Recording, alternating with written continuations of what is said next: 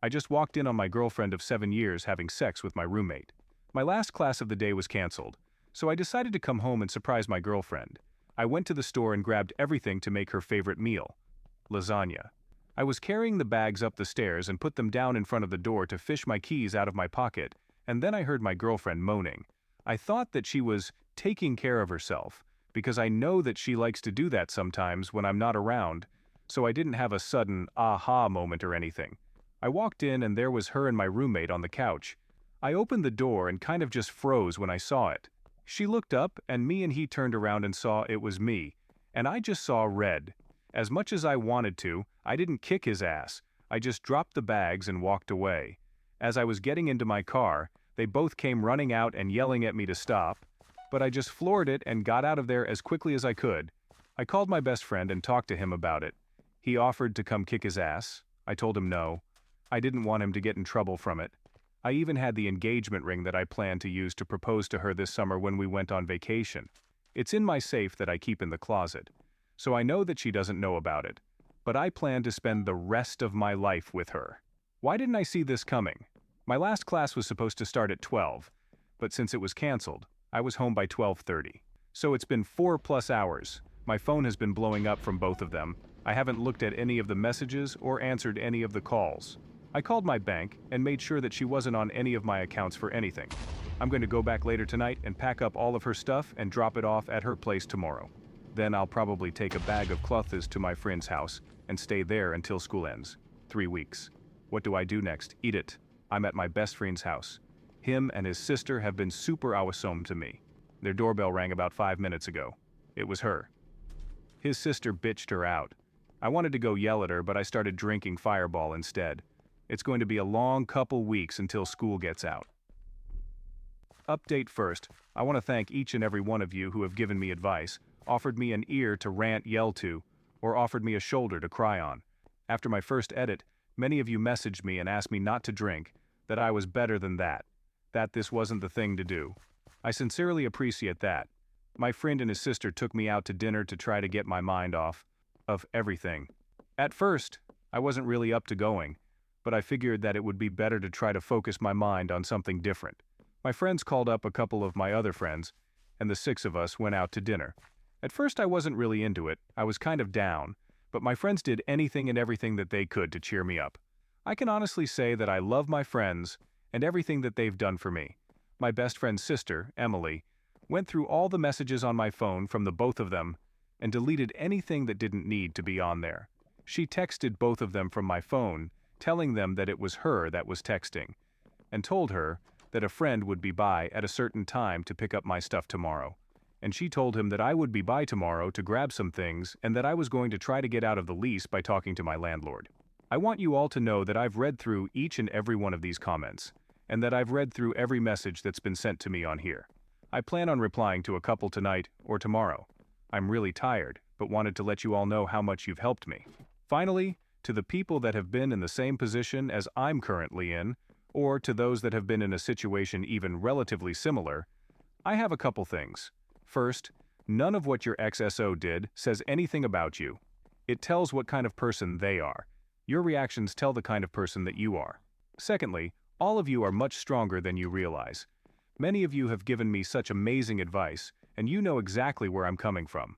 Talking about it isn't always the easiest, and many of you did to try to help an internet stranger, so thank you. Finally, many of you have much greater things to look forward to. Like one of old teachers said, it's like moving on to the next book in the sequence. Yeah, you may have to wait a little bit for the author to release it, but it's worth the wait. Also, to the kind individual that gave me gold, thank you. I plan on donating $5 tomorrow to a charity because of you. For anybody else that would like to, pick your favorite charity and donate, or just do something nice for somebody else. It can have a huge impact on their life. Don't forget to like and subscribe for more stories like this. Update 1 first. I want to thank everybody for the help and many kind words that were sent my way. Seriously, thank you. I'll start with what happened afterwards and work my way up to today, and that's the only reason that I'm making an update only a week later. Emily, my best friend's sister, texted both of them informing that I'd be coming by to get stuff. Emily would be going to my XSO's. I went with my best friends, Trevor and Emily, to get some stuff from my apartment. My roommate wasn't there, but he left me a note saying that he's sorry and attempting to explain the situation. I threw it away after reading it, grabbed some stuff and loaded it into my car. I drove back to their house while the two of them then went to my ex's apartment to grab my stuff. My ex was there, and at first she wouldn't let them in. She yelled at them to go away through the door, and after about 15 minutes of them sitting there, she eventually opened and let them in to collect my things. They grabbed my PS4, movies, cookware, clothes, and some random other things. She cried the whole time and asked them if they would tell me that she's sorry. It was a one-time thing. I would do anything to change it. They didn't say a word, although she was crying into an older hoodie of mine, so they left that there. I'm not too torn up about that. I told a few select friends what happened and asked if they would watch the doors to my classroom when I had classes, as I didn't want to cause a scene. Nothing on Wednesday, but she stood outside one of my teaching classes on Thursday.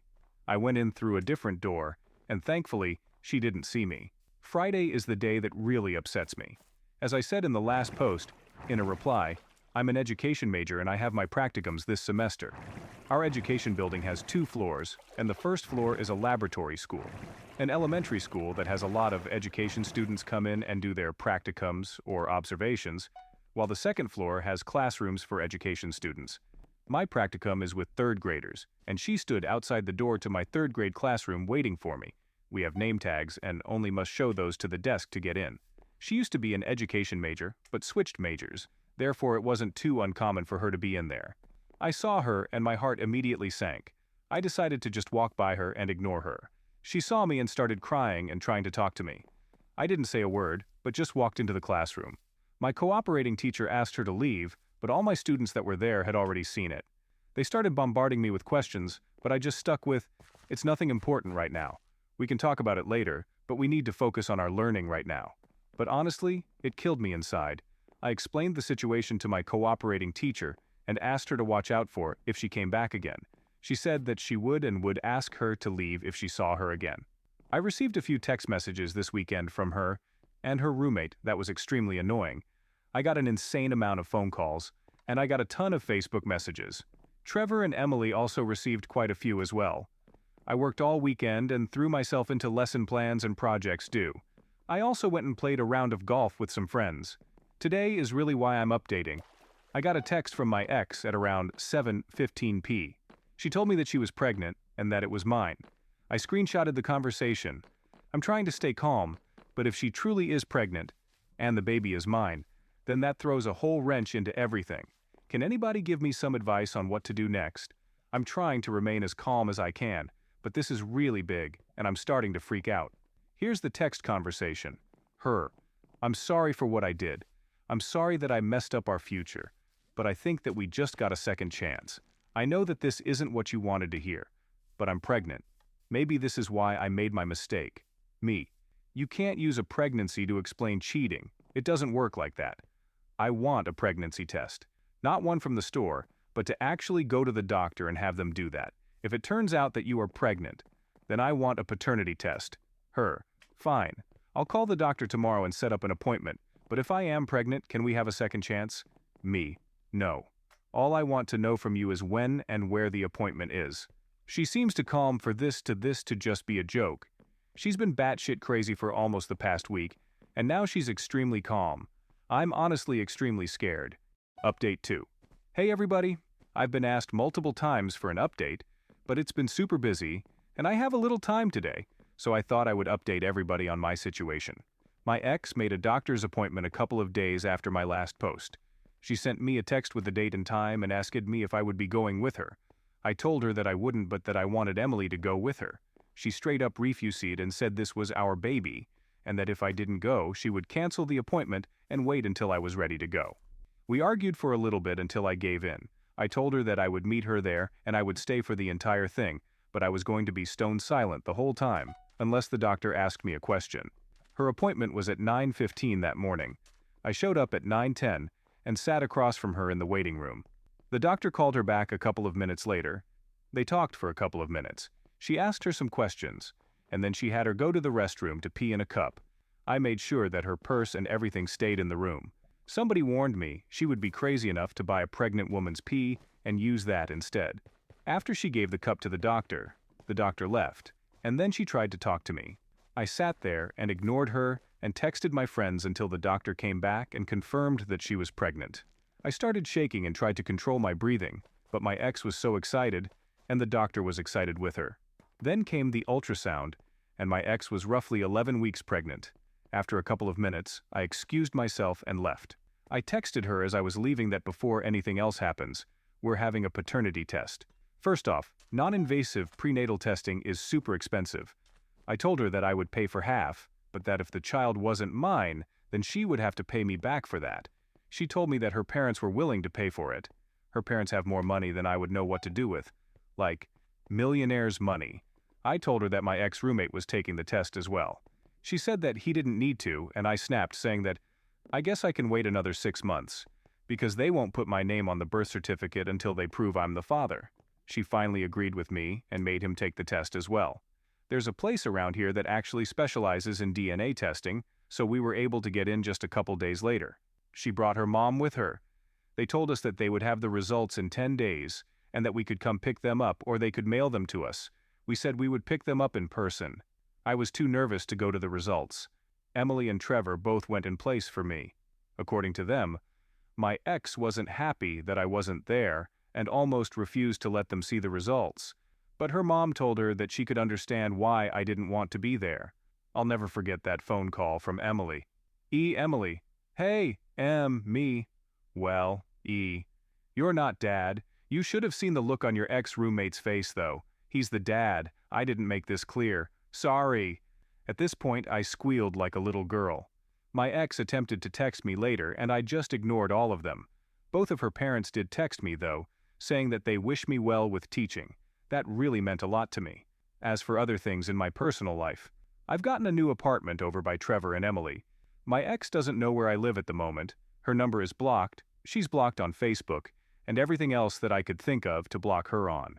I've joined a summer baseball league, and I play for that 2 times a week. I'm volunteering in the preschool classrooms on campus in the mornings. My job is giving me more hours, requested. I'm taking 3 summer classes, and I'm the ASL tutor for the summer classes now that they have started. I also bought a bike, and now I ride that daily as well. I also got a kitty. His name is Jasper. And I read a lot more now. I realized that I wasn't reading as much as I normally did while I was with my ex, but I've gotten back to reading. My friends are saying that I'm too busy now, and that I have even less time than I did when I was with my ex. I like that. The busier I stay, the less I think about her, and the happier I am. There's a week between the summer classes that I'm tutoring this summer, and Emily, Trevor, Emily's best friend, and I are going on a 5-day hiking camping trip. I want to say thank you for everybody that helped me through this. The support that you've all given me has really helped me. There are still the people that are saying this isn't true, but I'm receiving a lot more positive support than negative. No, Emily and I are not going to date. For the many people that have asked, I'm sorry to disappoint you and say that we're not. I don't see her in a romantic way, and I plan on staying single for a while. I'll be finishing up my BS in elementary education this upcoming school year, and then I still need to decide whether to continue schooling and pursue my MS in deaf education and deaf studies, or whether I should start teaching. We have come to the end of our story. Don't forget to like and subscribe for more stories like this. Tell us what you think about this story in the comments.